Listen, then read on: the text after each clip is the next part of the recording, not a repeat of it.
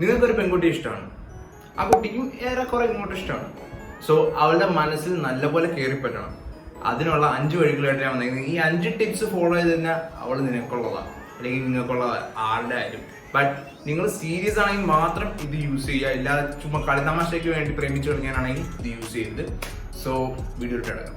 വീഡിയോയിലോട്ട് കയറുന്നതിനും എൻ്റെ പേര് അമീർ മെൻസ് ഫാഷൻ ചാനലാണ്. ആണുങ്ങളുടെ fashion, grooming, styling, personal development, self development, അങ്ങനെ എല്ലാം ഒരുവിധ ആണുങ്ങളായിട്ട് ബന്ധപ്പെട്ട ഒരുവിധ എല്ലാ കാര്യങ്ങളും സംസാരിക്കുന്ന ചാനലാണ്. യൂസ്ഫുൾ ആയിരിക്കും.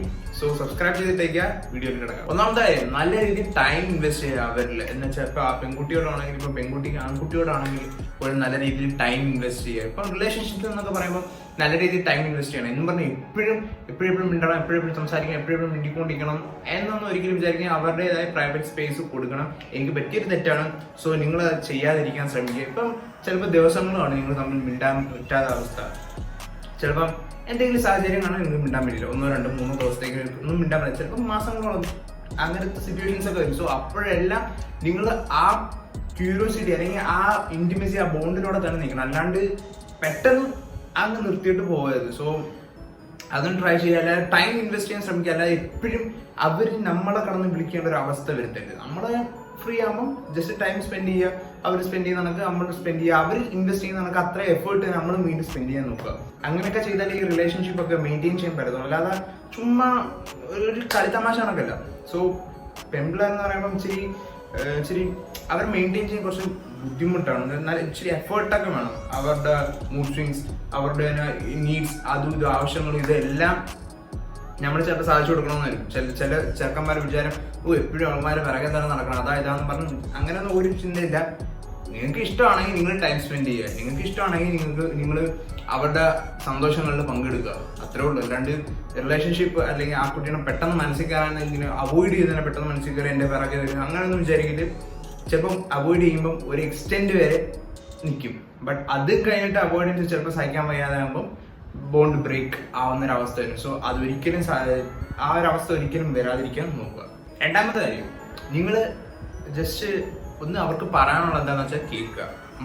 നമ്മളെ മനുഷ്യർ, ആണുങ്ങൾ എന്താണെന്ന് വെച്ചാൽ അവരെപ്പോഴും ഇങ്ങനെ അഡ്വൈസ് പറഞ്ഞുകൊണ്ടിരിക്കുക. ആ രീതിയിലാണ് നമ്മളെ ബ്രെയിൻ നിർമ്മിച്ചിരിക്കുന്നത്. സോ നമ്മളെപ്പോഴും അഡ്വൈസ് കൊടുക്കുക. നമ്മൾ എപ്പോഴും ലൈഫ് അഡ്വൈസ് കൊടുത്തോ അത് ഇതൊക്കെ ആണെങ്കിലും, പക്ഷെ നിങ്ങൾ ചെയ്യേണ്ട കാര്യം എന്താ വെച്ചാൽ നിങ്ങൾ എപ്പോഴും അഡ്വൈസ് കൊടുക്കണമെന്നൊന്നുമില്ല. നിങ്ങൾ എന്തോ ആ കുട്ടിക്ക് പറയാനുള്ളതെന്ന് നിൽക്കും. ഇപ്പോൾ ആ കുട്ടിയുടെ പ്രശ്നങ്ങൾ, ഇപ്പം ലൈഫിലെ പ്രോബ്ലംസ്, ഇപ്പം ആണിനായാലും പെണ്ണിനായാലും തമ്മിൽ പ്രോബ്ലംസ് കാണും. ഈ ലൈഫ്, സ്വന്തം പ്രൈവറ്റ് ലൈഫിൽ ഒരുപാട് പ്രോബ്ലംസ് ആണ്. സോ അതൊക്കെ ഒന്ന് കേൾക്കാൻ ശ്രമിക്കുക. അല്ലാതെ ചുമ്മാ അഡ്വൈസ് കൊടുക്കാതെ കേൾക്കാൻ ശ്രമിക്കുക. ചില സമയത്ത് നമ്മൾ മറ്റൊരാൾ നമ്മുടെ ഭാരങ്ങൾ, നമ്മുടെ മനസ്സിലുള്ള ഭാരങ്ങൾ നമ്മൾ അവരോട് പറയുമ്പോൾ തന്നെ നമുക്കൊരു ആശ്വാസമായിരിക്കും. തിരിച്ച് അവർ അഡ്വൈസ് ഒന്നും തന്നില്ലെങ്കിൽ പോലും നമ്മളെ മനസ്സിലുള്ള ഭാരം മറ്റൊരാളുകളോട് പറയുമ്പോൾ തന്നെ ഒരുവിധം റിലീഫ്, ഒരു 50% റിലീഫ് എങ്കിലും കാണും. സോ ആ ഒരു രീതി ട്രൈ ചെയ്യുക. ചുമ്മാ അഡ്വൈസ് കൊടുത്തിട്ടുണ്ട് ഒരു കാര്യമില്ല.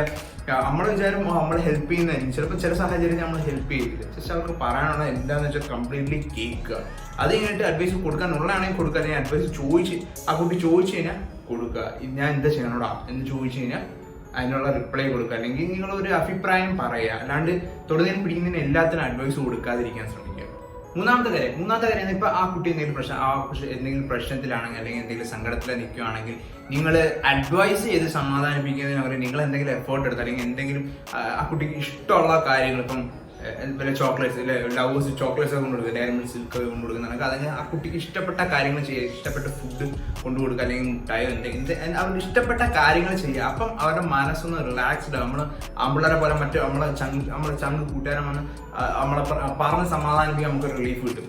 അതുപോലെ അല്ല അവർക്ക് ചിലർക്ക് ഒരു റിലീഫ് കിട്ടും. ബട്ട് അവർക്ക് ഹാപ്പി ആവുന്ന കുറച്ച് കാര്യങ്ങൾ ചെയ്ത് കഴിഞ്ഞാൽ അത്രത്തോളം നല്ല കാര്യം. സോ അതൊന്നും ട്രൈ ചെയ്യുക. അല്ലാണ്ട് എപ്പോഴും നമ്മളെ വാക്കിലൂടെ കാണിക്കാണ്ട് അവർക്ക് ഇഷ്ടപ്പെട്ട കാര്യങ്ങളും കൂടെ ചെയ്യാൻ ശ്രമിക്കുക. രണ്ടാമത്തെ കാര്യവും അതുപോലെ തന്നെയാണ്. നിങ്ങൾ എപ്പോഴും വാക്കിലൂടെ പ്രവർത്തിക്കുന്നതിന് പകരം നിങ്ങൾ പ്രവൃത്തിയിലൂടെ കാണിക്കുക. വാക്കിലൂടെ പറയുന്നതിന് പ്രവൃത്തിയിലൂടെ കാണിക്കുക. കാരണം ഈ പറയാനൊക്കെ എളുപ്പമാണ്.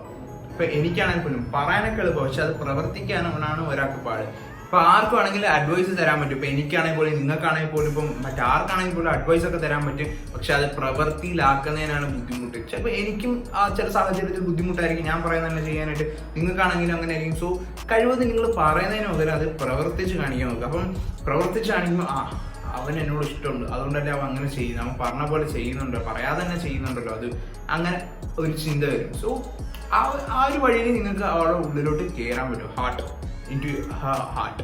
ഓക്കെ, സോ അതൊന്ന് ട്രൈ ചെയ്യുക. അല്ലാണ്ട് ഒരു പൊട്ടത്തരം കാണിച്ച് വെക്കരുത്. ഇല്ലാതെ ചുമ്മാ അഡ്വൈസ് കൊടുത്ത് അല്ലെങ്കിൽ സംസാരിച്ച് തീർക്കാം എന്നൊക്കെ കാണുമ്പോൾ ആ ഒരു വിചാരം വേണ്ട, അത് പ്രശ്നമാകും.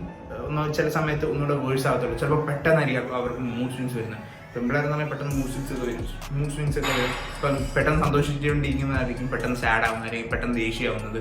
സോ അഡ്വൈസ് ഒഴിവാക്കാൻ ശ്രമിക്കുക, അല്ലാതെ പ്രവൃത്തിയോടെ കാണിക്കാൻ ശ്രമിക്കുക. അഞ്ചാമത്തെ ലാസ്റ്റ് ഫൈനൽ കാര്യമാണ് treat Har like A princess എന്ന് എല്ലാവരും പറയുന്നതാണ്. സോ ബാക്കിയുള്ളവർക്ക് ചെയ്യാനൊന്നുമില്ല, മിക്കവർക്കും ചെയ്യാൻ പറ്റില്ല treat Har like A princess. അപ്പം പറയാം എപ്പോഴും ഇങ്ങനെ കെഞ്ചിങ്ങനെ പിറകെ നടക്കണോ, എപ്പോഴും അവളെ കാലി പിടിച്ച് നടക്കണോ എന്നൊക്കെ ചോദിക്കും. സോ ചില സാഹചര്യം അങ്ങനെ ചെയ്യേണ്ടി വരും. ഇപ്പം നിങ്ങൾക്ക് ഇഷ്ടപ്പെട്ട ആരാണ്, ഇപ്പം നിങ്ങളുടെ ഫ്രണ്ട്സ് ആണെങ്കിൽ പോലും, നിങ്ങളുടെ റിലേഷൻഷിപ്പ് ആണെങ്കിൽ പോലും, നിങ്ങൾ അവരുമായിട്ട് നിങ്ങൾ ചെറിയൊരു കലഹം ഉണ്ടാകുമ്പോൾ ചിലപ്പോൾ അവരെ താങ്ങേണ്ടി വരും, അവരെ വാരി പിടിക്കേണ്ടി വരും. സോ ബട്ട് അതൊന്ന് ട്രൈ ചെയ്യുക. കാരണം എന്താണെന്ന് വെച്ചാൽ ഇപ്പം എന്നെ കെയർ ചെയ്യാത്തവൻ, എന്നെ റെസ്പെക്ട് ചെയ്യാത്തവനാണെന്നൊക്കെ തോന്നിക്കഴിഞ്ഞാൽ അധികം ഇപ്പോഴത്തെ പെൺകുട്ടികൾക്ക് അധികം റിലേഷൻഷിപ്പിലൊന്നും നിൽക്കാൻ തോന്നുന്നില്ല. ഇപ്പോഴത്തെ പെൺകുട്ടികൾ എന്ന് വെച്ചാൽ അവരെപ്പോഴും ഇൻഡിപെൻഡന്റ് ആയിട്ട് നിൽക്കാനേ നോക്കുക. ആരെയും ഡിപ്പെൻഡ് ചെയ്യാതെ എനിക്ക് റിലേഷൻഷിപ്പ് വേണ്ട, അല്ലെങ്കിൽ റിലേഷൻഷിപ്പ് ഉണ്ടെങ്കിലും എനിക്ക് എൻ്റെതായ സ്പേസ് വേണം എന്ന രീതിയിലാണ് ഇപ്പോഴത്തെ പെൺകുട്ടികളൊക്കെ.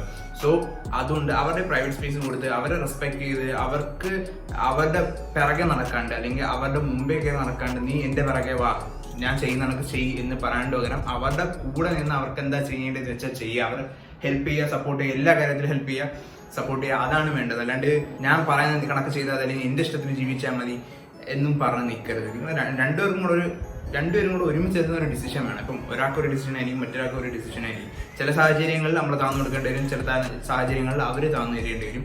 സോ അത് ബാലൻസ് ആക്കി കൊണ്ടുപോകുക, അവരുടെ ഇഷ്ടം കൂടെ നോക്കുക, അവരുടെ ഫാമിലി റെസ്പെക്ട് ചെയ്യുക, അവരുടെ ഫ്രണ്ട്ഷിപ്പ്, അവരുടേതായ പ്രൈവറ്റ് സ്പേസ്, അവരുടേതായ ഓവറായിട്ട് ജലസാവാതിരിക്കും. ഇപ്പൊ ജലസി ഒക്കെ റിലേഷൻഷിപ്പിൽ കാണും, അസൂയ, ജലസി എന്നൊക്കെ പറയും.